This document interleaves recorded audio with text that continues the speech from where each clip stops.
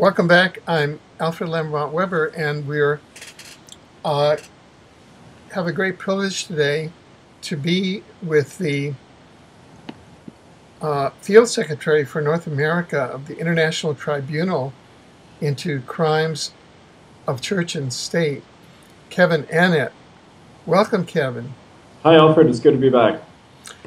Uh, now, uh, you've indicated that there was an off the record or even secret meeting recently, or perhaps today, in Strasbourg that supposedly was between the Pope and Dutch and Russian diplomats. Is that the case, or?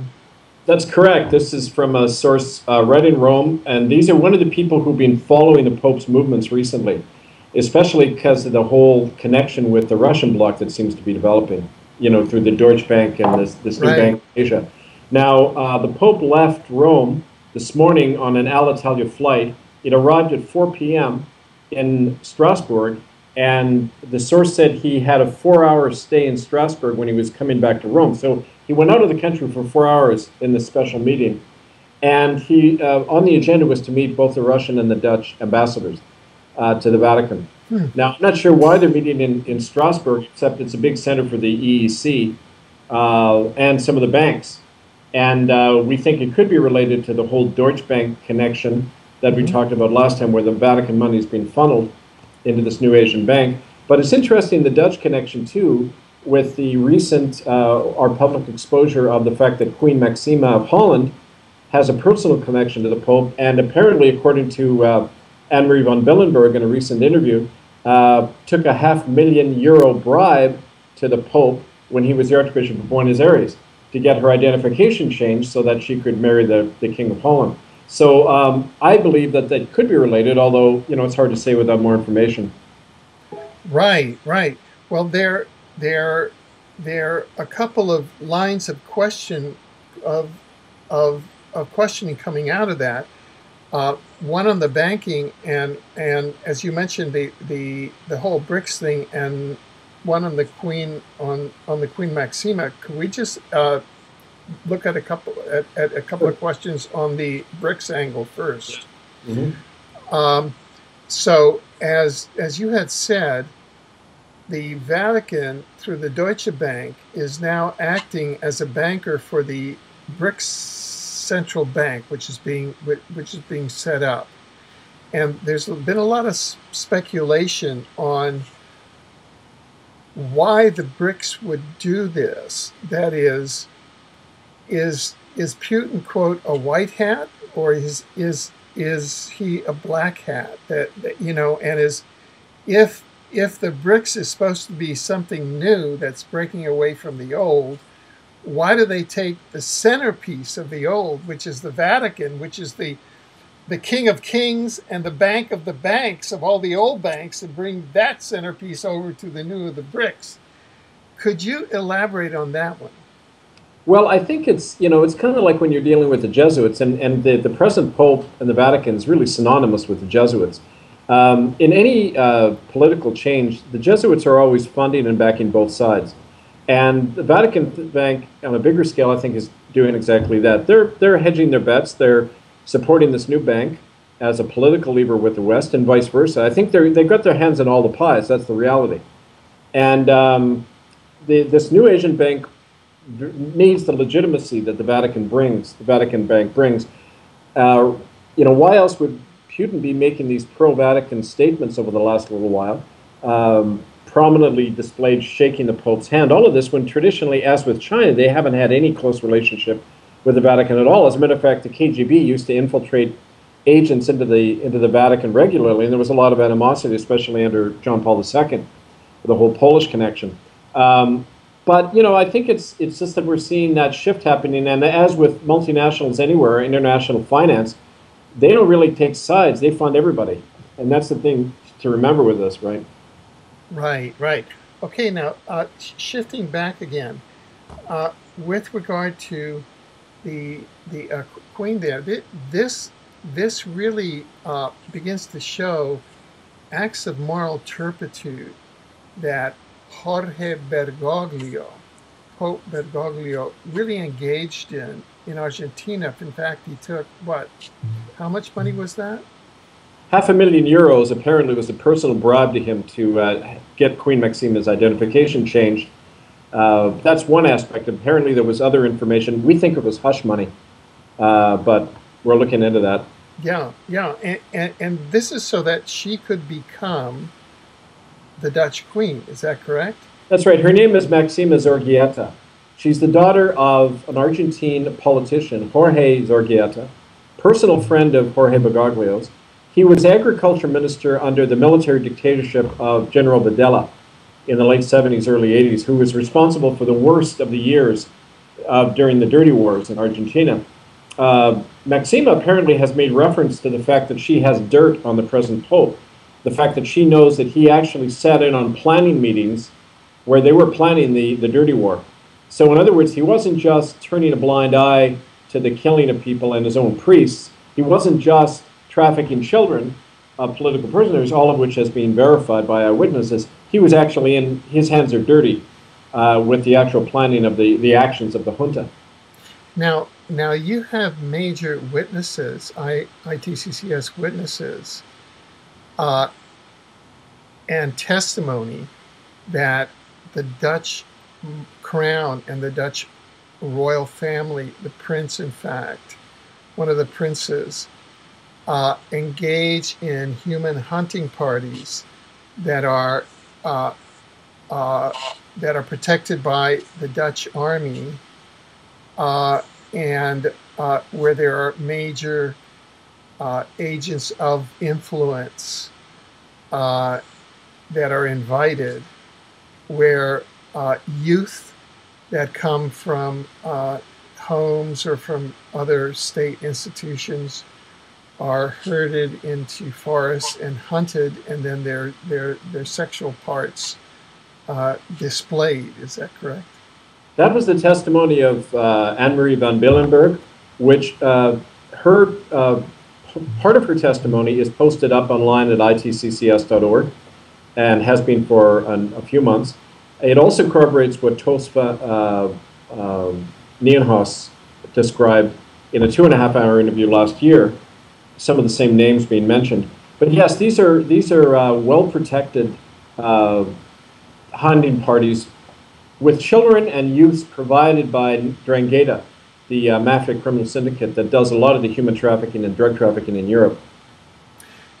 And so this is the royal family that Bergoglio took a large bribe and hush money to provide the documentation to the future queen, to the woman who would become the queen, probably he knowing right exactly what the circumstances were. That's the point. These elites all are in on the dirty secrets. The Pope has all the dirt on the involvement of Maxima and her husband, King Willem, who, don't forget, is the brother of one of the men who was the now deceased brother who was involved in these hunting parties, Queen Beatrix, whose husband, Prince Bernhard, was an instigator of it. So I think it was money to keep the Pope quiet about this stuff. Also, we know that King Willem and Queen Maxima actually have appeared in courtrooms in Holland over the last few years where known child traffickers are appearing. They kind of give a little wink at the judge, and on 2 occasions, these known child traffickers who have abducted children that then go missing, they're then let free. So we think that they're playing a direct role in obstructing justice as well in the prosecution of these child traffickers. Right, exactly. Now you know that the whole citizens tribunal movement is now really taking spread, and this past November 20th in Brussels, there was a landmark conference that was organized by the European Coalition Against Covert Harassment, and it was a conference to expose and to deconstruct and stop the transhumanist agenda to robotize humans. one of the proposals coming out of that was for a war crimes tribunal to prosecute, try and convict all of the entities and individuals worldwide behind the transhumanist agenda. And it's very broadly defined, which can even include, I think, child trafficking and all of the infrastructure that really supports even the corporations that are now using all of these mind control techniques, etc. Definitely. And former Belgian member of parliament, Laurent Louis, has agreed to become the prosecutor. And the person who's been mentioned and nominated to be a judge was yourself, Kevin Annett. And so we would like to ask whether you would consider being a judge on this new tribunal. Absolutely, Alfred. Count me in. Oh well, thank you. Yeah, thank you very much. The other judges will be Peter Mooring, who's again a colleague of Laurent Louis. He's in Belgium, and you will have I will have the pleasure of sitting with you on the bench. I'm a former war crimes judge with the Kuala Lumpur War Crimes Tribunal, and we will keep you and the public apprised on an announcement of the court. And I think that this is a major effort together with a new international statute. We now have an appointment to meet with the chairman of the Human Rights Committee of the European Parliament with a statute that will ban all weapons of the transhumanist agenda, mind control, HAARP, chemtrails, everything wonderful. Like that. And that's wonderful news. Yeah. So we're people who say we aren't making progress. We are making progress. Well, we are, and we know that from insiders that have come forward to name, for example, the takedown of the Ninth Circle attempted sacrifice of 2 children in Montreal, August 15th, the exposure of the 12 Mile Club in Vancouver, which I'll get to in a minute. One thing that I do hope comes out of this new tribunal is discussion of enforcement. And, to need to actually make arrests and to stop these murderous technologies from operating.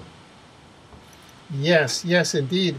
And in fact, there was a discussion online and during an interview recently, and I was asked. They said, "Well, all of these citizen tribunals, there's no enforcement." And I said, "Well, I'm here to correct that. Excuse me." Yeah. And I gave the example of our Kuala Lumpur War Crimes Tribunal, where we issued a judgment finding Tony Blair, who incidentally is a participant in ritual sacrifices of infants, along with George W. Bush, and that should be prosecuted. Well, and also, the popes that have resigned, Cardinal Sean Brady of Dublin, who's resigned, the head of the Jesuits have resigned. All that's enforcement. Yeah, exactly. Yeah. That when Tony Blair went to visit, after our judgment came down on November 22nd, 2011, convicting Tony Blair and George W. Bush of Nuremberg-level war crimes for the invasion of Iraq in 2003. And when Tony Blair went to visit South Africa after that, Archbishop Desmond Tutu spoke out along with civic organizations there, and they demanded that the public prosecutor arrest Tony Blair on the basis of our tribunal's judgment. It became a public matter. It was in all the newspapers. Tony Blair had to leave the country. Right now, Bush, Blair, Rumsfeld, Cheney, they're all prisoners in their own country. They're only protected by their intelligence services like the CIA, which are war crimes organizations. And once we go in and take our own countries back, like the U.S., like the U.K., Right. they are going to be serving People, time as people well. don't, people don't understand the power they have. Just even publishing this information, that stopped Dick Cheney from coming to the Vancouver Club last year. Don't forget, Exactly. notorious child trafficking center, because everyone knew, and he knew that he'd face protesters. So we have to remind people all the time that we do have the power to stop these war criminals. Exactly. Now, you you had mentioned with the breaking news here in Vancouver of the 12-mile club. These are yachts that are used by mainly Catholic businessmen and others to take children outside of the 12-mile limits where they have ritual sacrifices and then dump the bodies. Incidentally, before I forget it, I was written by people inquiring.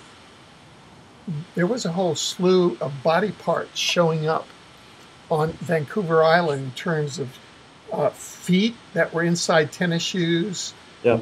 Other parts. Do you think there might be some sort of a connection? If not connected to directly to the Vancouver Club, to similar activities on Vancouver Island, I you see. know, as a minister in Port Alberni, having lived on Vancouver Island for a number of years, many years, we know that women, especially young Native women, go missing all the time. We know Hell's Angels are involved. So I do think it's connected. And there's also a connection through the judiciary, since you're mentioning the Vancouver Club. One of the things we've learned recently is there's a judge on the BC Supreme Court, Peter Leask, Leask. He's a known friend of the Hells Angels. He continually acquits Hells Angel drug dealers and assassins every time they come up before him. Peter Leask, as a lawyer, was hired to defend known child rapists. The notorious case in the 1990s of Dr. Gossage from New Westminster, who had been caught numerous times raping children. He was a pediatrician. Peter Leask defended him, got him off, and then became Attorney General. And in the Attorney General's department, made sure that, for example, there were orders automatically brought in court cases in BC that would put a publication ban so that people couldn't know the names of these child rapists, even when they were convicted. So this Peter Leask is an active member of the Vancouver Club. He is one of the people we've learned recently that is using his role on the bench to cover up the 12-mile club and to harass, do what happens in BC, which is harassing and targeting anyone who talks about this stuff. So in response to this news we brought out, there's definitely being kind of a counter-assault building. And, like what happened with our residential school information, you can expect that since we are hitting a nerve there will be a response. He's one of the people involved in doing that.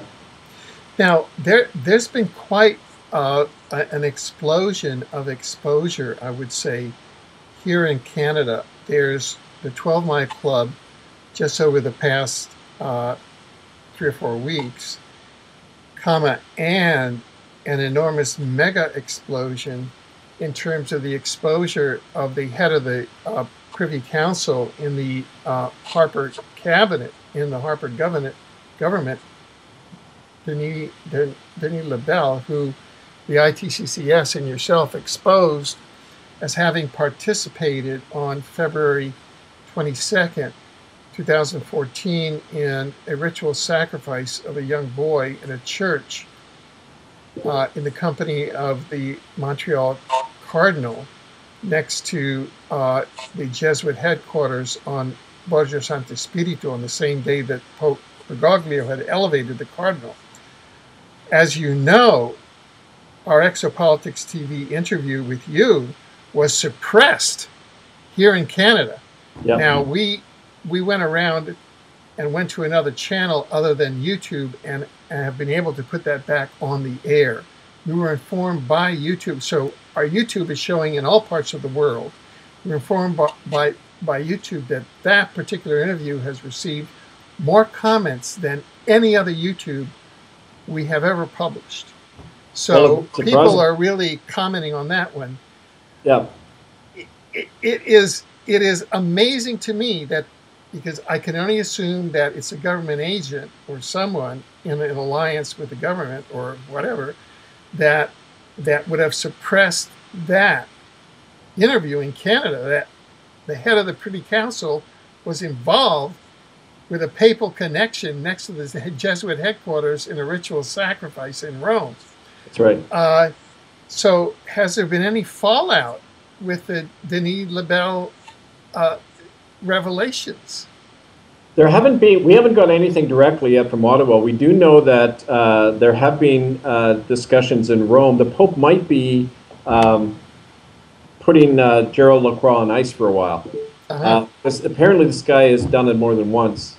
We know that. Again, we're not quite sure about Denis Lebel. We're really positive that this Gerald Lacroix has his hands dirty with the Ninth Circle. So you might see him being removed or shuffled around or something over the next little while.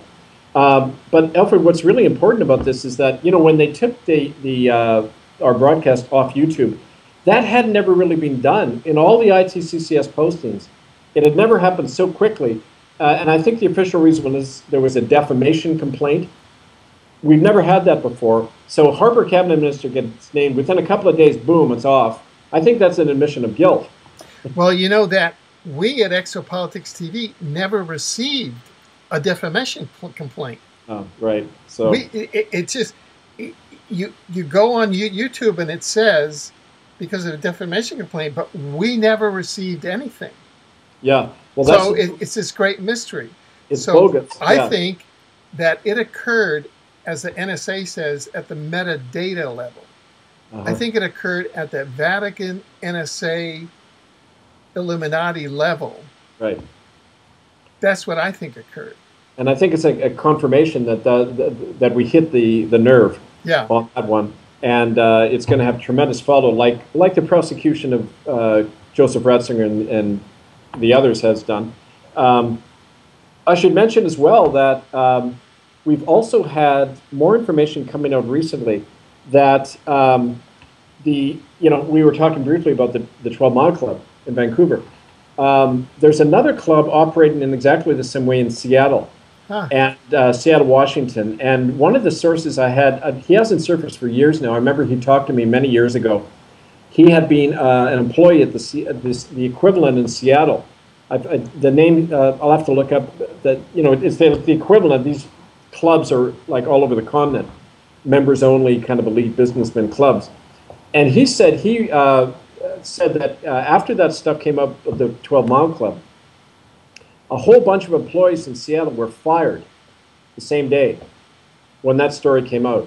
And we do know that there's a direct link between Seattle and Vancouver in the Asian child trafficking snuff film industry. So that's a whole kind of thing we're going to be investigating in the Seattle connection as well. Because, again, it's like a tsunami. It just keeps spreading and things keep getting exposed, right? Exactly. Well, both Seattle and Vancouver are part of the same microclimate, and Vancouver is the northern end, and Seattle is the southern end of it. So one can see how they, if there's this organized crime thing, they would have tried to do that. So which direction do you think that the ITCCS is beginning to take now? That is, what are your sort of future directions?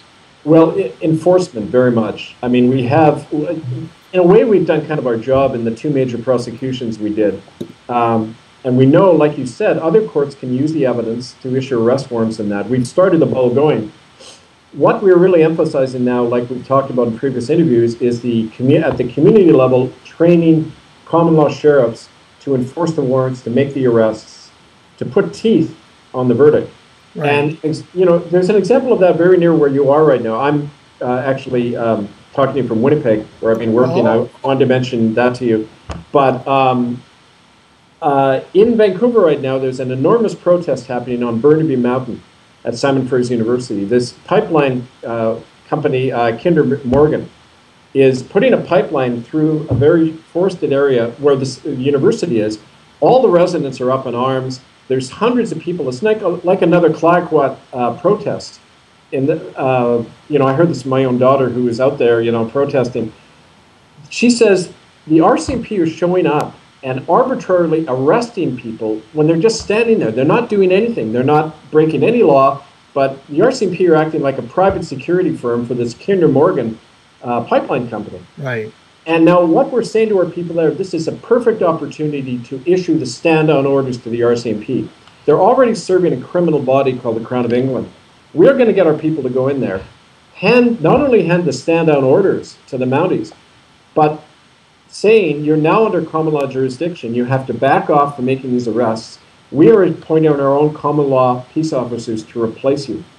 And this is the next step we need to do. Not just issue the stand-down orders against the agents of these criminal institutions, but actually replace them with common law peace officers. That's the training going on now all over the world, especially in Canada, the US, England, and Australia, and Ireland, where we have a lot of our work happening, and New Zealand.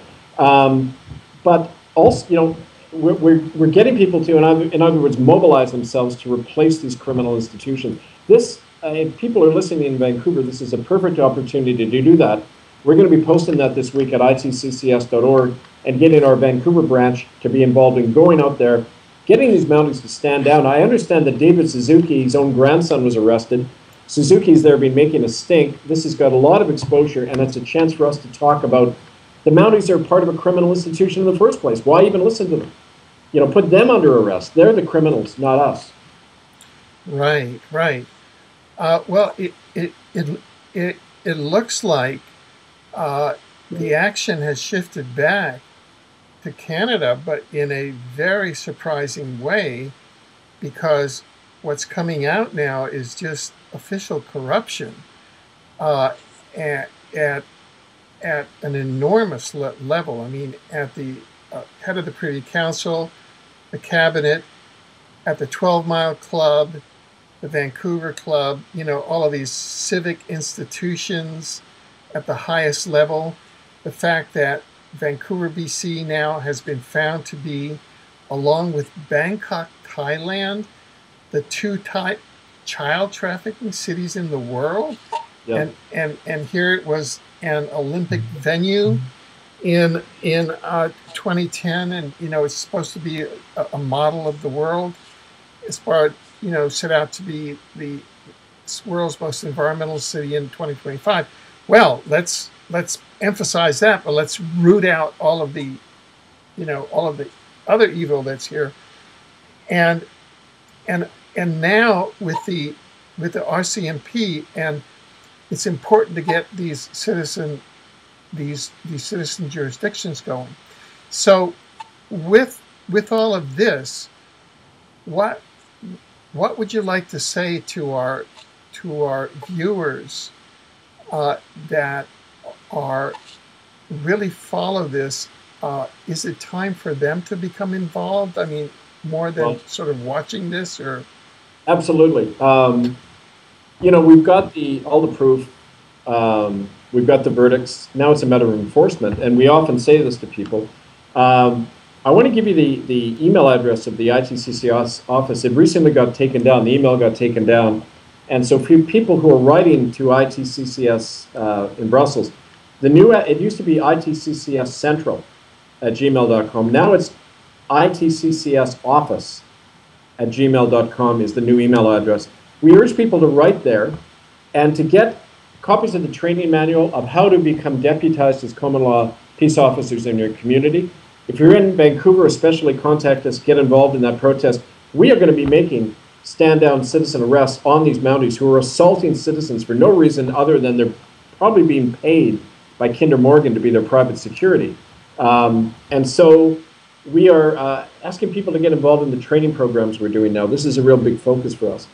Here's another example. We've been in Manitoba recently working with some of the native bands there. One thing we found out up in Riding Mountain National Park, which is in the western part of the province, there's been an attempt to slaughter all of the wild elk by the government. They literally shoot the elk from the air. Some of the people we're talking to, the natives out there, said there used to be literally hundreds of elks in the herds there. Now there's you see 3 or 4. The only reason the Mounties are doing this is to wipe out the food base of those you know, Ojibwe Indians and the Cree Indians in that area who still use traditional practices, you know, of living off the land. When we say the genocide is continuing, this is a perfect example of how it's continuing. They're wiping out the food base of the Plains Indians still. This is genocide. And these are some of the crimes we're going to be documenting. There's a very active common law group in Brandon. We're Manitoba. We're trying to get Dean Clifford out of jail. He's been a common law activist in jail without trial for a year in Brandon. This actually yesterday was the first anniversary of his illegal incarceration. There's these common law groups forming all over Canada, all over the world. So really urge people, write to itccsoffice@gmail.com and get on board. We're having the Republic of Canada as well as a big movement in Canada to disaffiliate from the Crown, to give the constitutional basis for these common law courts in a new nation, a nation of equal nations, really. So it's a very exciting time, Alfred, and what we were talking about with all these heads of state collapsing and all these insiders coming forward, it's a sign of the times. The people are really acquiring power now, and the elites know it. And so I'm very hopeful. Exactly. Yes. But by the way, what the Mounties are doing in terms of slaughtering the wild elk in order to wipe out the traditional food base is, I can say, as a war crimes judge, is in fact a violation of international law. And is genocide under law. It is, and we'll be sending investigative teams in there to document it, and it'll be part of the common law proceedings when we do get the court established in Brandon. Good, good. Well, we've come to the end of this segment, and we're very grateful for you for having taken your time to be with us today. We hope for that you will come again as events develop, so thank you. You're welcome, Alfred, and we'll carry it on. Good enough. Thank you very much.